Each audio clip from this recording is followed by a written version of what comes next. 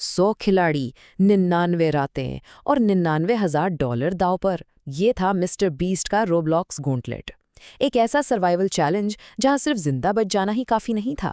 नहीं, ये एक ऐसा मुकाबला था जिसे जानबूझकर सिर्फ और सिर्फ ड्रामा और अफरा तफरी पैदा करने के लिए डिजाइन किया गया था।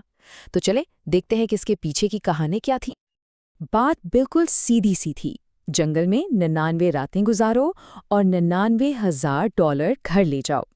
ये एक ऐसी पेशकश थी जो खिलाड़ियों और देखने वालों दोनों को फौरन अपनी तरफ खींच लेती है। लेकिन इसी सादगी में ही तो सारा ट्विस्ट था। और यही सवाल सब खिलाड़ियों के जहन में भी गूंज रहा था। मतलब एक रोब्लॉक सर्वाइवल गेम में इतना बड़ा इनाम, ये तो काफी आसान लग रहा था। लेकिन उन्हें अंदाजा ही नहीं था कि ये कोई आम गेम थी ही नहीं। और यही है असल ट्विस्ट। मिस्टर बीस्ट ने खुद डेवलपर्स के साथ बैठकर इस बात को यकीनी बनाया कि ये मुकाबला इतना मुश्किल हो कि कोई सोच भी ना सके। ये सिर्फ जिंदा रहने का इम्तिहान नहीं था, बल्कि ये एक ऐसा इम्तिहान था जिसे खास तौर पर खिलाड़ियों को उनकी आखिरी हद तक धकेलने के लिए बनाया गया था। हर उसूल, हर दुश्मन, हर चैलेंज, सब कुछ जानबूझकर अफरा तफरी पैदा करने के लिए तैयार किया गया था। तो मैदान में उतरी यूट्यूबर्स की एक टीम जो अपने सब्सक्राइबर्स के लिए इस कस्टम गॉन्टलेट में मुकाबला कर रही थी। असल मकसद सिर्फ जिंदा रहना नहीं था, बल्कि ये देखना था कि जब कोई गेम आपकी हर चाल को नाकाम करने पर तुल जाए तो होता क्या है। तो चलिए शुरू करते हैं पहले फेज से। देखते हैं कि शुरू में रूल्स क्या थे और सबसे पहली मुश्किल क्या थी। देखने में तो साइकिल बहुत सिंपल लगता है।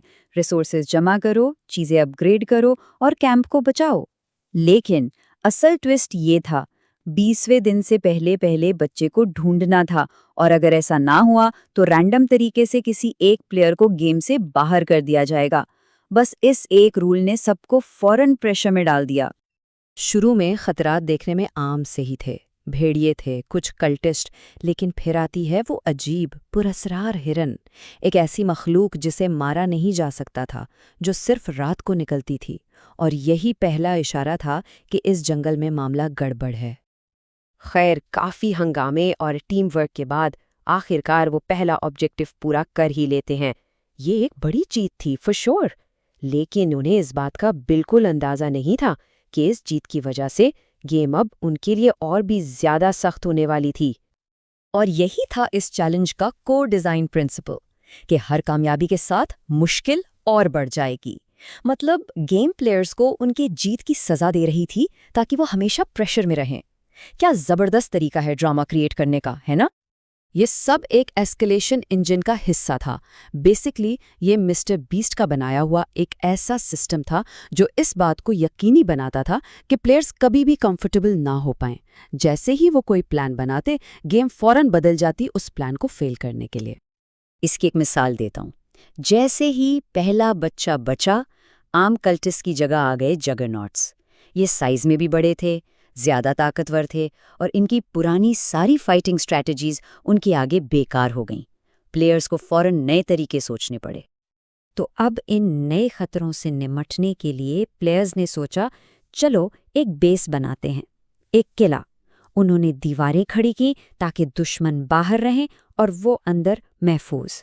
सुनने में तो काफी सॉलिड प्लान लगता है ना? लेकिन अफसोस, प्लान फेल हो गया। वो जगरनॉट्स आराम से दीवारों के ऊपर से आ गए और प्लेयर्स का वो महफूज किला उन्हीं के लिए एक मौत का फंदा बन गया। ये एक ही वक्त में काफी फनी और तबाहकुन मंजर था, और इससे साफ पता चलता है कि गेम का डिजाइन हमेशा उनसे एक कदम आगे था। अब जैसे जैसे चैलेंज अपने एंड के करीब आ रहा था, प्रेशर और भी बढ़ता जा रहा था। नए रूल्स और ज्यादा मुश्किल ऑब्जेक्टिव्स। अब जिंदा रहना इम्तिहान नहीं, बल्कि एक सजा लगने लगा था। एंड गेम की टाइमलाइन तो बस डेडलाइन से भरी हुई थी। हर बच्चे को बचाने के लिए बहुत कम वक्त था, और हर जीत के बाद अगला चैलेंज पहले से भी ज्यादा मुश्किल हो जाता था। आराम करने का तो सवाल ही पैदा नहीं होता। और फिर गेम में डाला गया ये रोल। ये एक ज़बरदस्त एडिशन था, क्योंकि इसने प्लेयर्स को एक साथ बांध कर रख दिया। अब वो रिसोर्सेज ढूंढने के लिए ज़्यादा दूर नहीं जा सकते थे, उन्हें बेस के पास ही रहना पड़ता, जिससे टेंशन बढ़ गई, उनकी मूवमेंट कम हो गई और वो हमलों के लिए और भी आसान टारगेट बन गए। और यहाँ आकर ड्रामा तो बिल्कुल पीक पर चला जाता है। तीसरे बच्चे को वो बचा पाते हैं जब क्लॉक पर सिर्फ 5 सेकंड बाकी थे। ये एक और परफेक्ट मिसाल है कि इस चैलेंज को इस तरह डिज़ाइन किया गया था कि हर लम्हा टेंशन बनी रहे। सारे बच्चों को बचाने के बाद प्लेयर्स अब चैलेंज के आखिरी हिस्से में दाखिल होते हैं, फाइनल बॉस बैटल।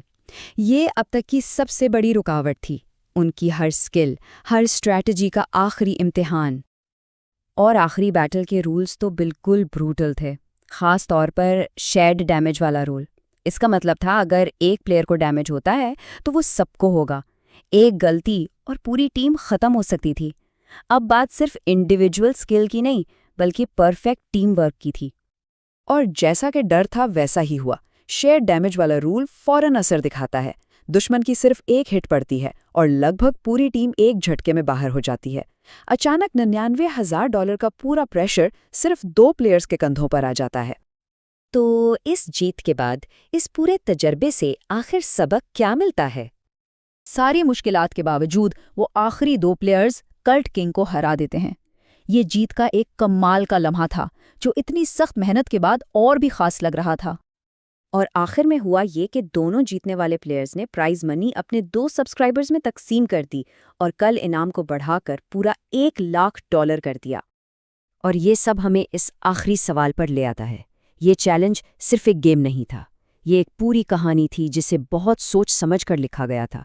बढ़ती हुई मुश्किल, सज़ा देने वाले रूल्स और ना भूलने वाले लम्हात, इन सबको इस तरह डिज़ाइन किया गया था कि एक ऐसी स्टोरी बने जो खेलने में तो मज़ेदार हो ही, लेकिन देखने में उससे भी ज़्यादा ज़बरदस्त हो।